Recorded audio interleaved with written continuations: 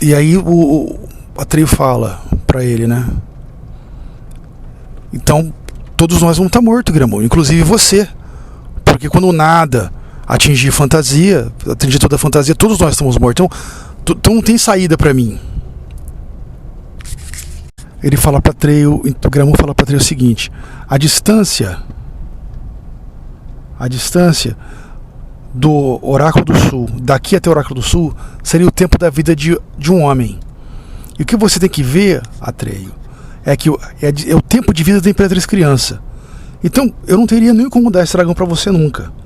Porque o dragão vai morrer daqui a 1 hora. E você tem a distância de uma vida pra chegar lá. E ele fala: você não tem como chegar lá. Porque você tem que pensar no tempo de vida da Imperatriz Criança que está doente. Que está muito doente. Para resolver, você tem que achar cura para a Imperatriz Criança. Então a Atreio fala: então nós estamos perdidos, Gramon, inclusive você, porque eu não tenho como chegar lá. Você não tem como chegar lá, não tem saída, não tem salvação para a fantasia. Ele fala: não, Atreio, Gramon tem um segredo. Mas isso, você como representante da criança, você vai ter que assumir o segredo comigo. Você vai ter que assumir que eu não vou contar pra ninguém isso que eu vou te contar. Porque senão o Gramon perde as presas dele. Ele fala: tá bom, então qual é o seu segredo? Ele fala: olha, o meu segredo é esse. A minha picada, ela é mortal. Só que se você imaginar um local, você automaticamente vai para esse local. Então se você imaginar, Atreio, quando eu picar você, que você no Oráculo do Sul, você vai acordar lá no Oráculo do Sul. Daí Atreio pensa e fala: tudo bem, eu aceito isso. Solta então o dragão também comigo, permite que ele vá comigo. Ele fala: não, o dragão, eu não vou permitir isso pra você. O compromisso que eu faço é com você, não com ele. Ele é minha presa, a Imperatriz Criança não me pediu isso. Ele fala: tudo bem, eu aceito. E ele aceita ser picado. E ele é picado. Vou fazer um comentário aqui, um adendo aqui, que é o seguinte: aqui nisso, então, o ritual de iniciação que o Atreio não conseguiu terminar lá com a tribo dele, ele termina agora. Ele concluiu o ritual de iniciação dele. Nesse momento, o Atreio, porque ele foi para o altar do sacrifício, ele fez um sacrifício. E ele foi o sacrifício.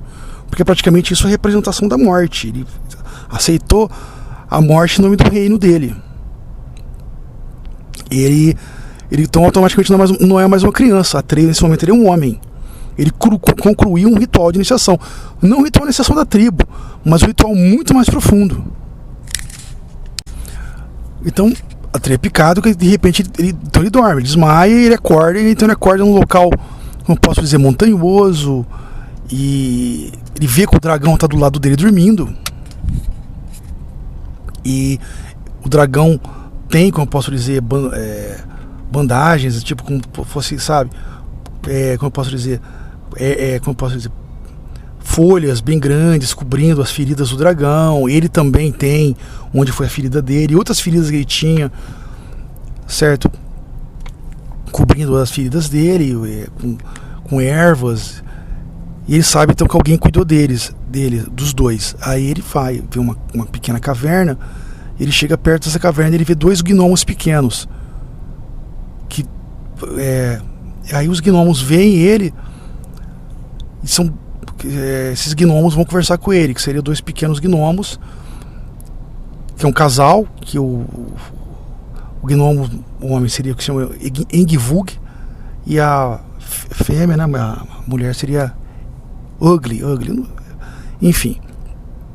Aí Ugly fala que ela é uma espécie de curandeira e bruxa também, e ela conhece as ervas, ela conhece os remédios, ela conhece antídotos para venenos. Então ele teve muita sorte, ele chegou até ali, ela conseguiu tratar ele a tempo. E também aí Engvug fala: eu sou um estudante do Oráculo do Sul. Aí a Atreio fala: eu chego no Oráculo do Sul, sim, o Oráculo do Sul tá ali na frente.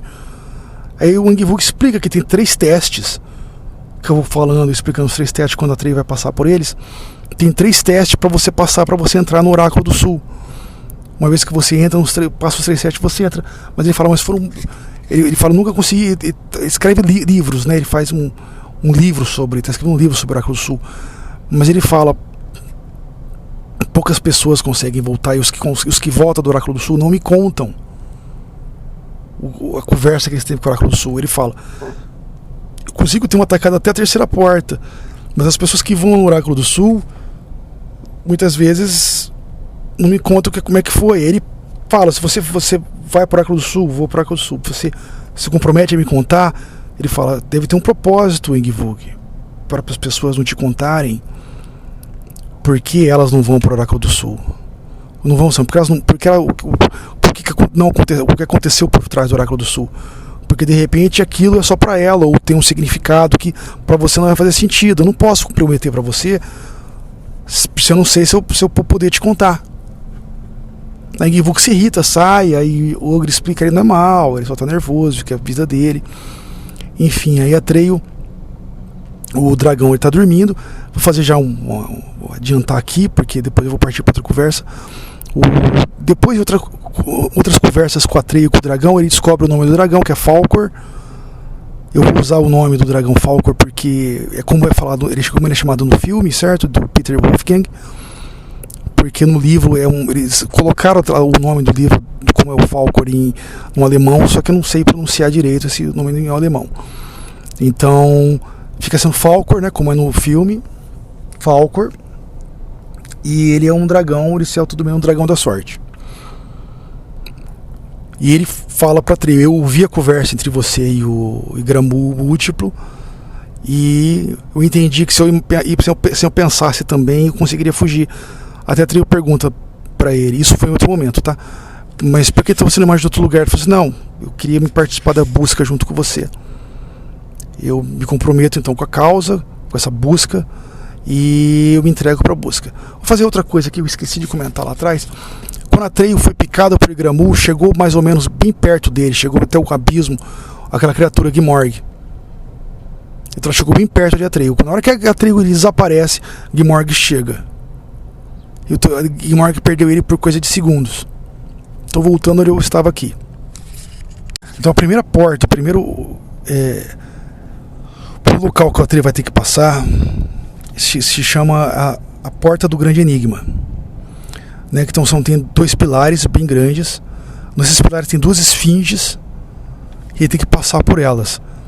E assim, para explicar de maneira simples, é mais ou menos assim, como se fosse aquele teste do Reino dos Mortos do Egito, sabe? Quando a pessoa morre no Egito, ele vai para aquele mundo do submundo e é colocado numa balança uma pena e o coração da pessoa, e se tiver o mesmo peso, tipo, se o coração for do mesmo tamanho que a pena, ela consegue ir entrar pro mundo ali dos justos e tudo mais.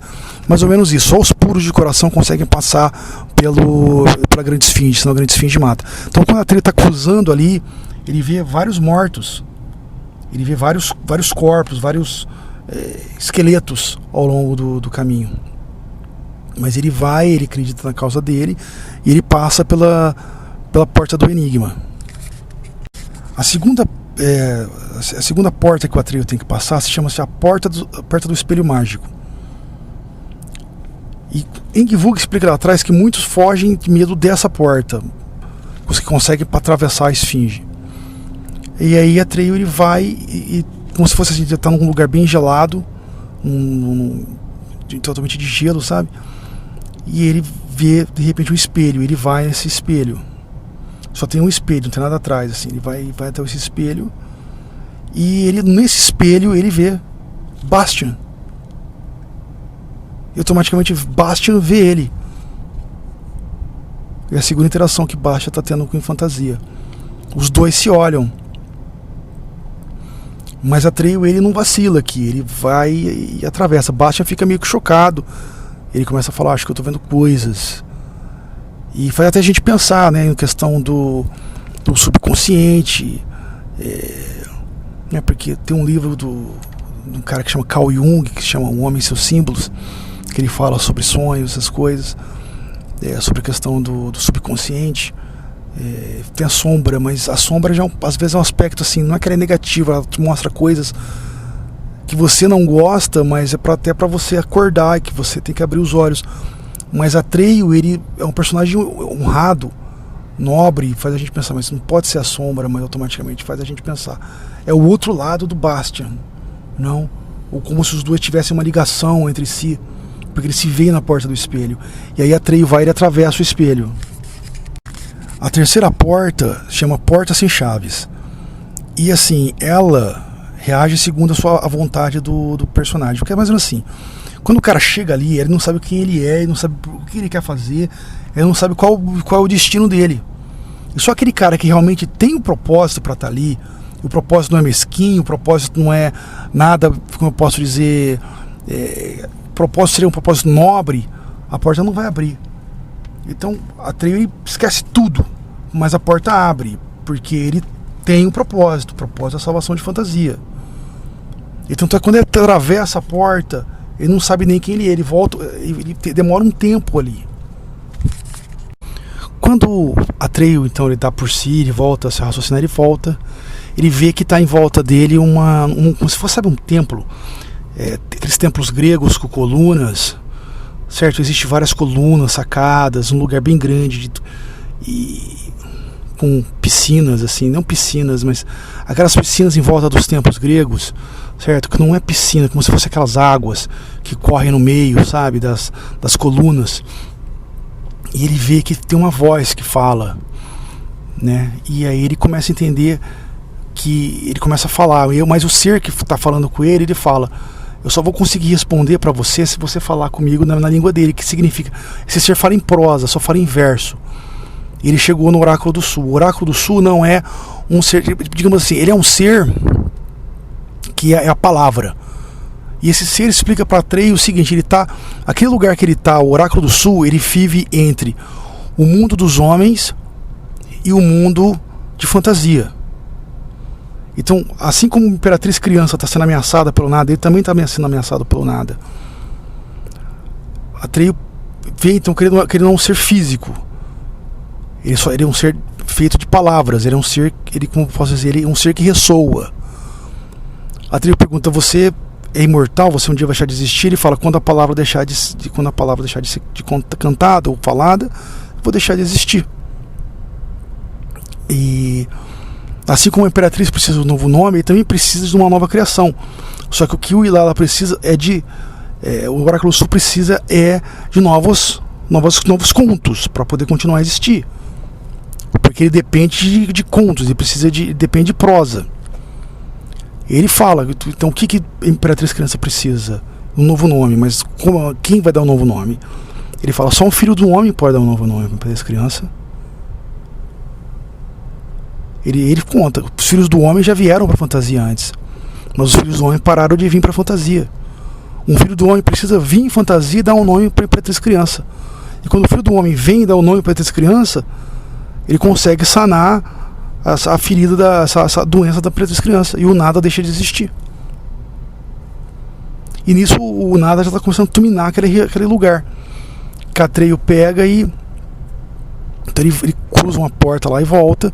E quando ele está voltando vou fazer um comentário aqui, quando ele está voltando retornando pela parte da primeira porta, né, que é o primeiro teste ali, que são as esfinges, ele não vê mais as esfinges, e as colunas, né, já são, como eu posso dizer, coisas bem antigas, corroídas, como se as esfinges nunca tivessem existido, como se nada tivesse levado aquilo lá mas automaticamente não tivesse levado totalmente aquele lugar. Então, como se as esfinges nunca tivessem existido. Então, vou falar aqui uma coisa que Atreio entende, o que ele compreendeu, a compreensão de Atreio.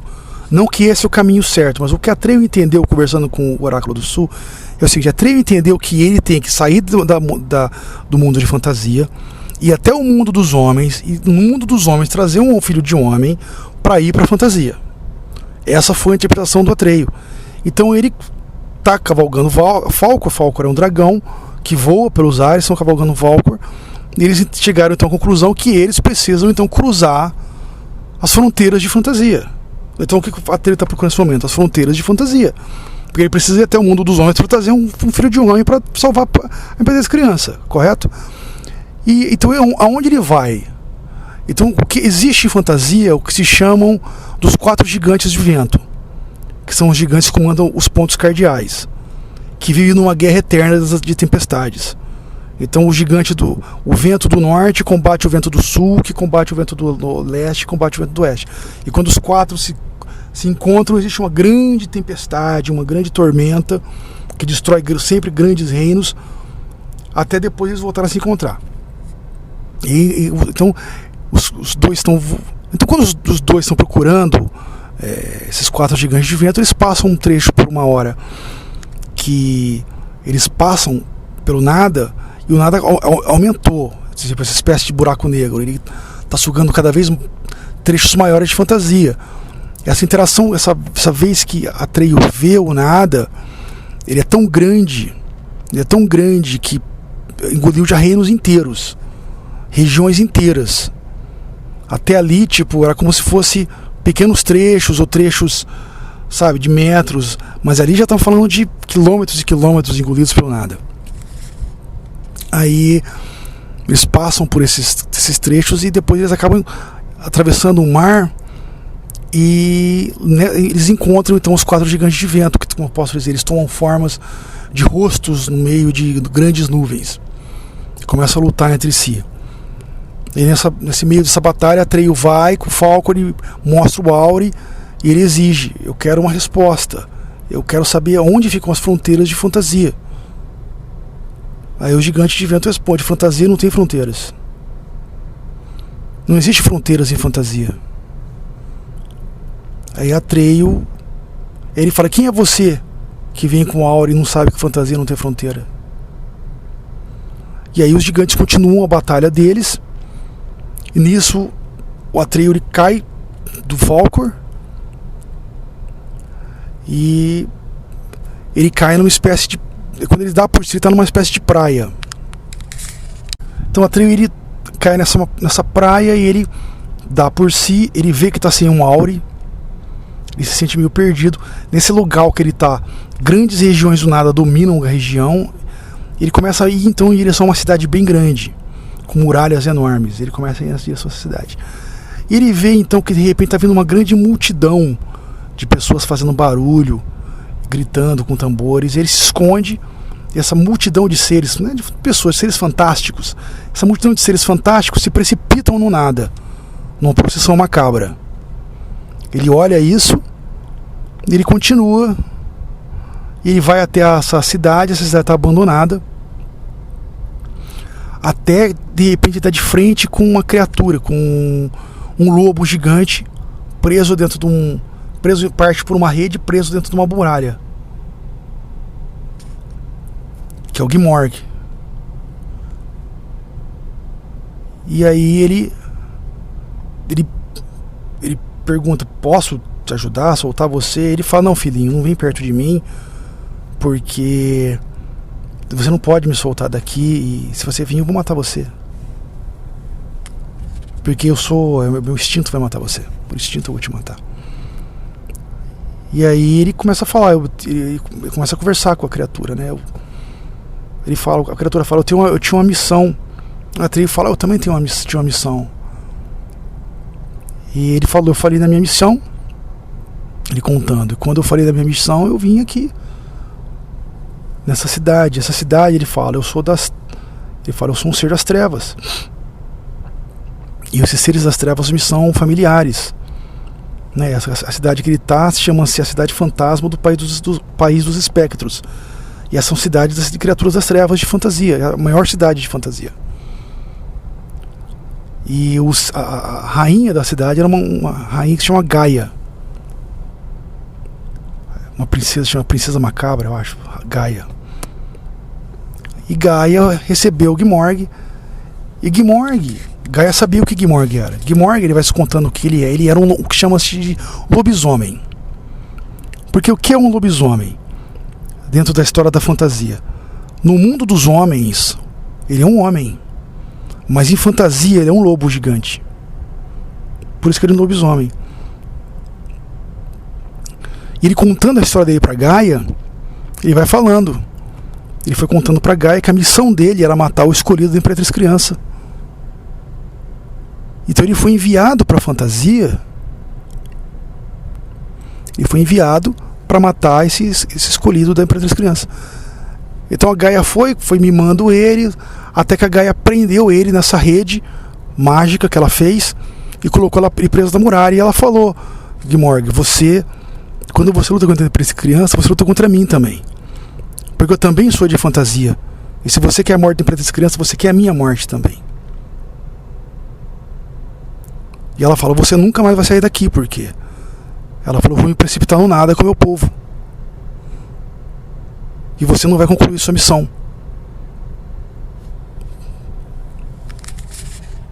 A Trinita começa a perguntar para Gmorg,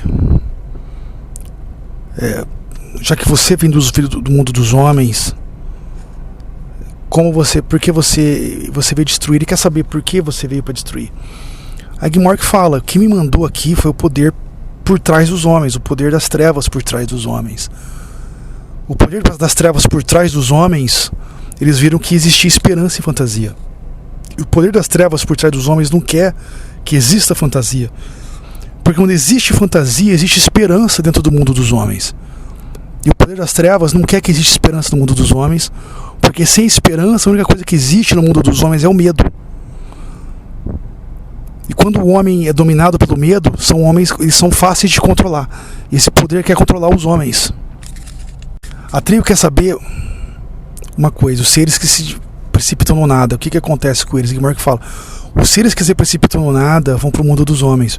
A tribo se anima então se eu precipitar para o nada, eu vou para o mundo dos homens. Gmorg fala, não filhinho, se você se precipitar no nada, você vai para o mundo dos homens, mas não como um ser de fantasia.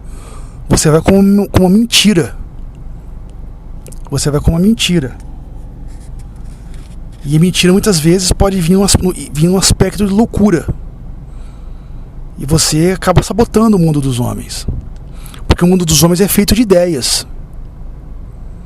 E por isso até ele fala, por isso que muitos homens não gostam de fantasia. Porque essas ideias, que são muitas vezes vistas como loucura, eles não acham que isso é real. Isso afeta eles, isso afeta os homens. Deixa eles perturbados. Então se você se jogar no nada, ele fala, você vai ir para o mundo dos homens com uma mentira.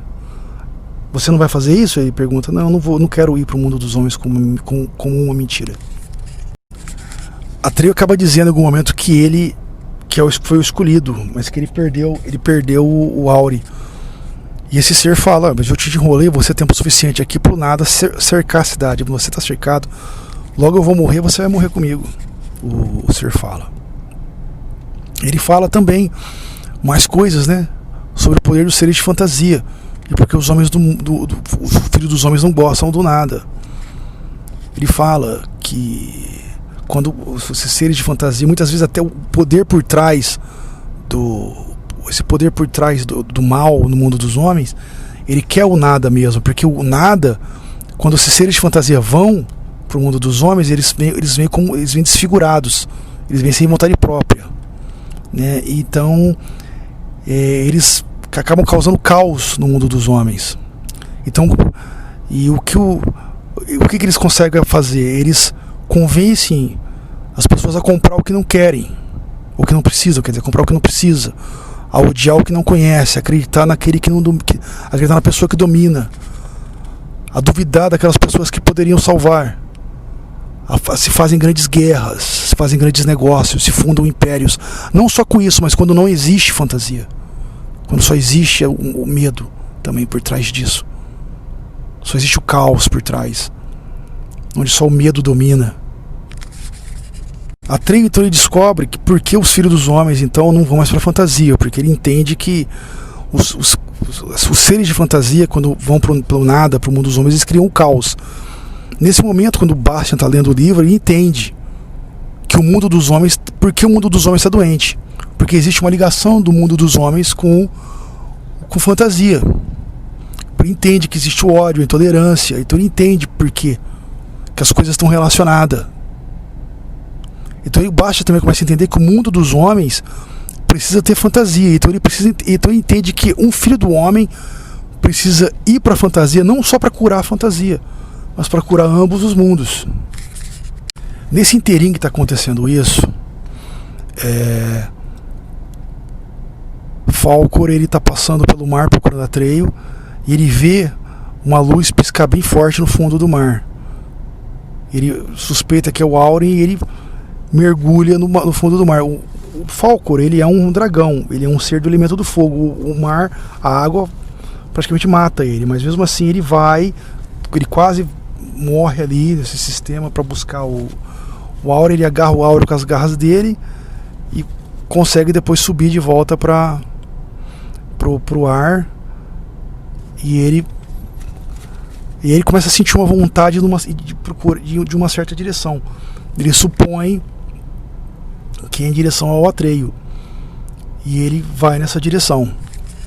Então Gmorg estava ferido, certo? Então nesse momento ele já está, como posso dizer, desfalecendo, já está morrendo, e ele morre.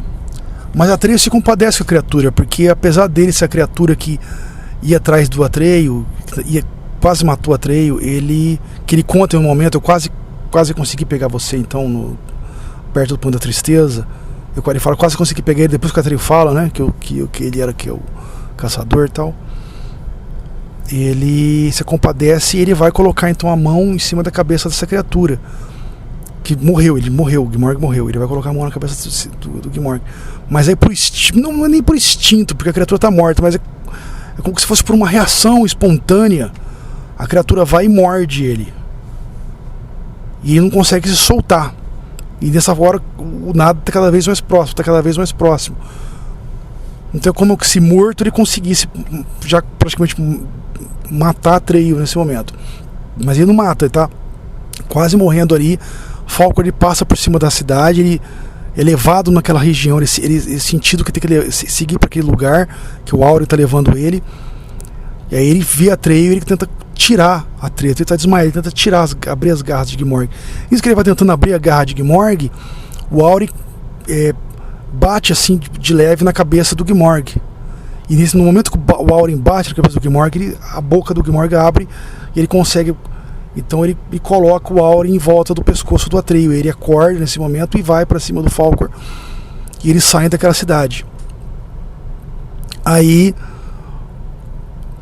Atreio quer continuar a busca, apesar de tudo. Nesse momento que o Atreio ficou muito próximo do nada, ele mudou. Por exemplo, a cor dele já não era uma cor de verde oliva, ele era uma cor, não posso dizer, de pedra, né, de preto pedra. O cabelo dele não era mais azul, o cabelo dele era cinza. A túnica do Atreio era uma túnica cinza. Ele mudou de cor, nada tirou a cor dele. Atreio quer continuar a busca, mas Falkor fala: não, nós temos que ter a Peretriz criança, nós temos que levar, você tem que restituir a joia para ela. Ele fala: mas nós falhamos, sim, mas vamos ver o que vai acontecer. Muitas vezes a Peretriz criança te apresenta uma outra ideia que você não teve. Vamos até a Peretriz criança. Então eles vão até a Torre de Marfim. É interessante aqui uma coisa: no filme, nesse trecho, representa como se fosse assim, como se estivesse no espaço, e os trechos de fantasia que ainda sobram, como se fossem asteroides se chocando, entrando em choque entre si. Já no livro não é assim, né? Não é uma imagem do espaço sideral e os pedaços de fantasia se chocando com um asteroide, não. Mas assim, o nada, como é uma coisa negra e com cega, você não consegue ver. Você consegue ver poucas coisas de fantasia. Então eles vão atravessando grandes espaços negros, como se pode. Então a visão então do Peter Wolf não é tão longe do que está no livro, como se ele estivesse cruzando vários trechos de espaço negro entre realidades e não realidades, uma coisa assim. Até ele via bem grande ainda a Torre de Marfim, que sobrou, a única das poucas coisas que sobrou ainda.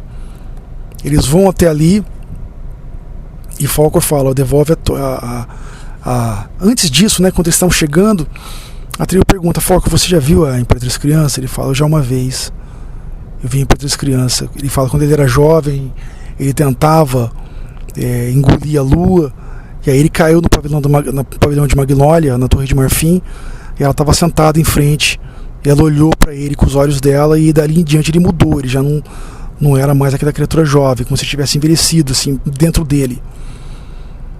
Ele conta isso para Atreio. E aí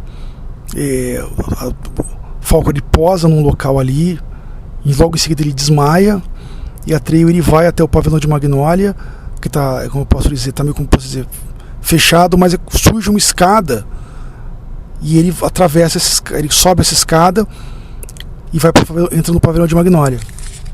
Então quando ele entra no pavilhão de Magnólia, é como se fosse um quarto dourado.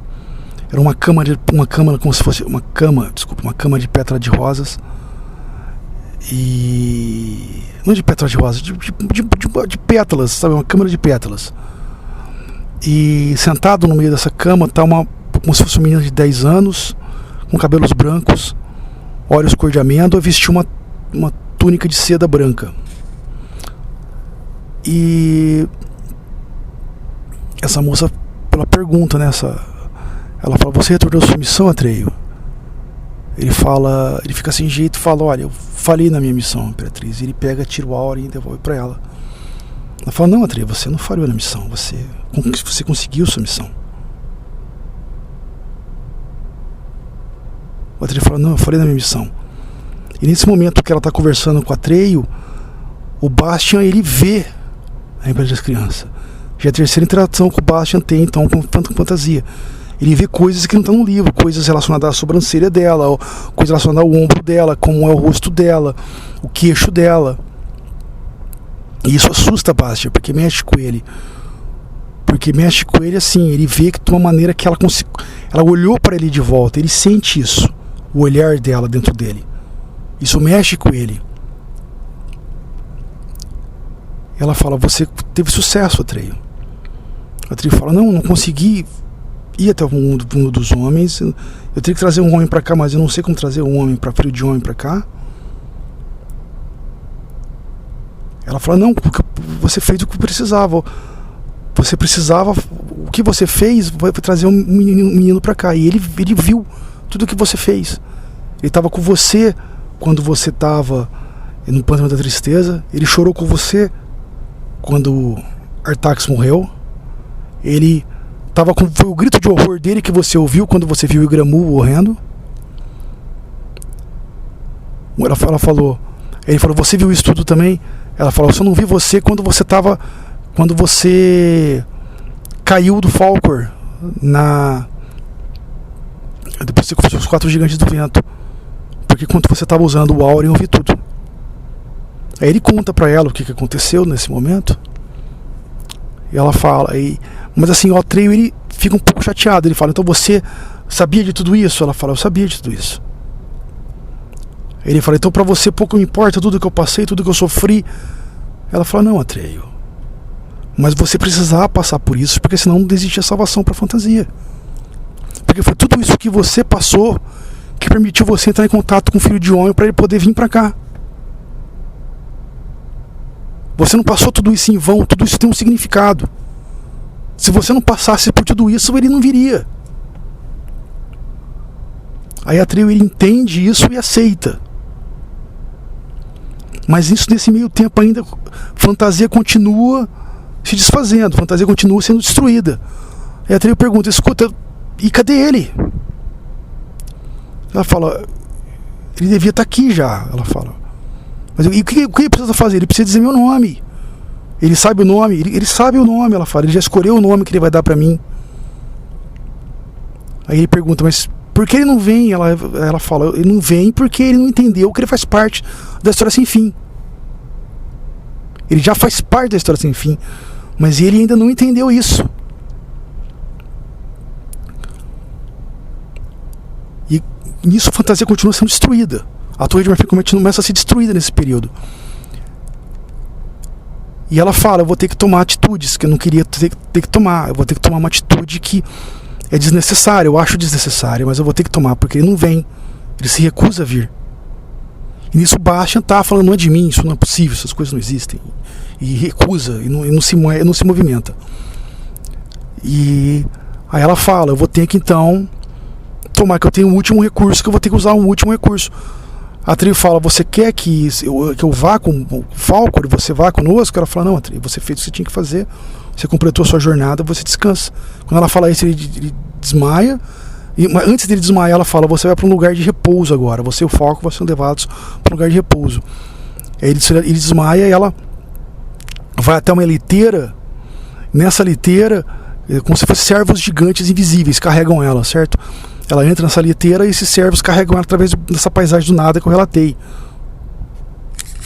Essa liteira é como se fosse uma pequena uma jaula, não uma jaula, como se fosse assim uma pequena jaula que tem como se fosse uma espécie de que ela pode ser carregada como se fosse assim, como se fosse uma gaiola, tá ligado? Como se fosse uma gaiola que ela é carregada e tem uma espécie de sofá que ela fica sentada e esses seres invisíveis vão levando ela nessa gaiola, mas a gaiola não é bem uma gaiola de grades, entende? É uma gaiola como se fosse de vidros, entende? Onde ela pode ver a paisagem, ela fica sentada nesse sofá e esses seres invisíveis vão levando ela pelo ar.